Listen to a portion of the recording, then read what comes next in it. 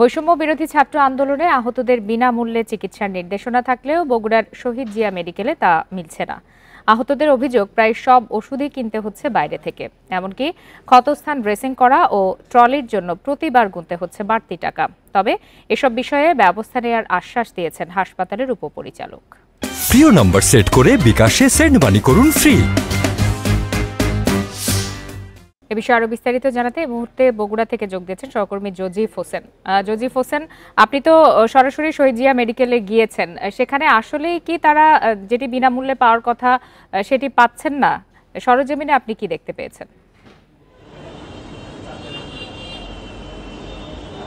যে দেখুন, শহীদ জিয়ার যে বিষয়টি ছিল সেটি কিন্তু কালকেই আমরা এই প্রতিবেদনের মাধ্যমে আপনি দেখেছেন যে অনেকেই অভিযোগ করেছেন যে ট্রলি থেকে শুরু করে ড্রেসিং করা থেকে শুরু করে প্রত্যেকটি ক্ষেত্রেই কিন্তু তারা এই নার্স এবং যারা ওয়ার্ড বয় আছে তাদেরকে সে টাকা দিতে হতো। এখন আমি যে স্থানটিতে রয়েছে সেটি হলো বগুড়ার কানুজগাড়ি শহরের কানুজগাড়ির শুভেচ্ছা ক্লিনিক। এই শুভেচ্ছা ক্লিনিকে কিছুক্ষণ আগে আমার কাছে একটি খবর এসেছে যে এখানে একজন ঢাকায় গুলিবিদ্ধ, ঢাকার শাহবাগে হাসনাম নামে এক শিক্ষার্থী, যিনি 15 তারিখে গুলিবিদ্ধ হয়েছিল গেল জুলাই মাসের 15 তারিখে, এবং সে 15 তারিখ গুলিবিদ্ধ হওয়ার পরে ঢাকার যে পঙ্গু হাসপাতালে চিকিৎসাধীন ছিল 20 তারিখ পর্যন্ত।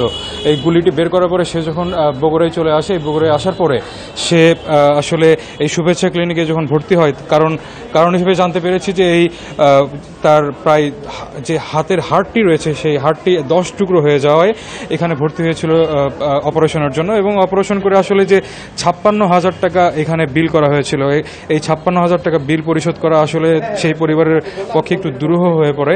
যার কারণে কিন্তু এখানে যারা বগুড়ার যারা সাধারণ শিক্ষার্থীরা রয়েছেন তারা অভিযোগটি পাওয়ার পরপরই এই ক্লিনিকে চলে আসে, এবং এই ক্লিনিকে আসার পরে তাদের সাথে ক্লিনিক কর্তৃপক্ষের সাথে কথা বলার চেষ্টা করেন, এবং ক্লিনিক কর্তৃপক্ষ তাদেরকে বলেন যে আসলে কোনোভাবে এই টাকা কমানো সম্ভব নয়। এবং আপনি দেখতে পাচ্ছেন যে এখন কিন্তু এখানে পুলিশ, সেনাবাহিনী থেকে শুরু করে নির্বাহী ম্যাজিস্ট্রেট এবং সিভিল সার্জনের কিন্তু প্রতিনিধিরাও এখানে রয়েছেন।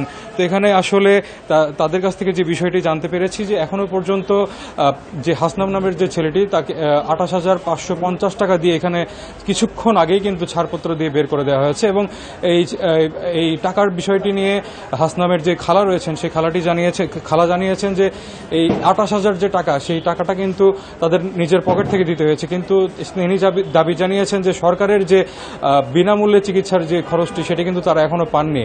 তো এখানকার যারা শিক্ষার্থীরা রয়েছেন, যারা হাসপাতাল কর্তৃপক্ষের সাথে কথা বলেছেন, তারা যেটি জানিয়েছেন যে সমাজসেবা অধিদপ্তরের সাথে কথা বলে তারা যাতে এই টাকাটি এই হাসনামের যে শিক্ষার্থী রয়েছেন তার পরিবারকে ফেরত দেওয়া হয়, এই ব্যবস্থাটি তারা করবেন। এবং আপনি জানেন যে এইরকম কিন্তু শুধু বগুড়ার প্রত্যেকটি ক্লিনিকে এবং অন্যান্য যে জায়গাগুলো রয়েছে সেখানেও কিন্তু আমরা জানতে পেরেছি যে 2-1 শিক্ষার্থী তারা ভর্তি রয়েছেন। তো আসলে বগুড়ার সার্বিক চিত্র এই ছিল আমার কাছে। বগুড়া থেকে জানাচ্ছিলেন সহকর্মী জজিফ হোসেন।